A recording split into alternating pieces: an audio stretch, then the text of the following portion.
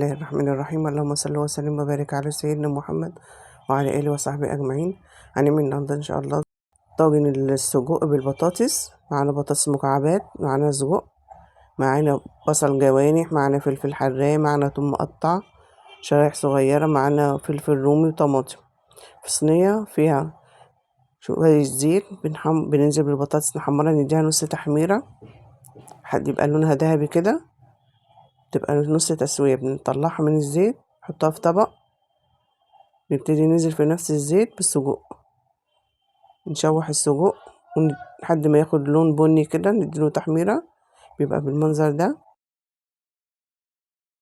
ياخد اللون البني ده نبتدي نشيله من الزيت ونحطه في طبق كده على جنب.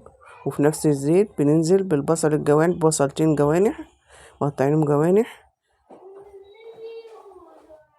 نبتدي نقلب فيهم على النار لحد البصل ما يدبل بالمنظر ده. نبتدي ننزل بالثوم والفلفل الحراق حسب الرغبة، نديهم تقلبتين نشوحهم مع البصل. بعد كده نبتدي ننزل بالفلفل الرومي ونقلبهم حوالي برضو دقيقتين كده يتشوحوا ويتبلوا. بعد كده نبتدي ننزل بالطماطم ونقلب كل المقادير مع بعضيها. نبتدي ننزل بالتوابل، معلقة صغيرة فلفل اسود، معلقة صغيرة كزبرة، معلقة ملح صغيرة.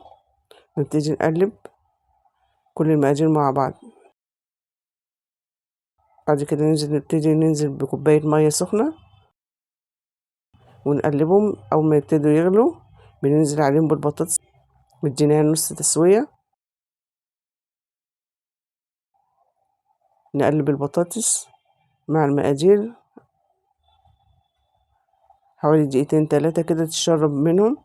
بعد كده ننزل بالسجق على البطاطس ونبتدي نقلب المقادير كلها مع بعضيها.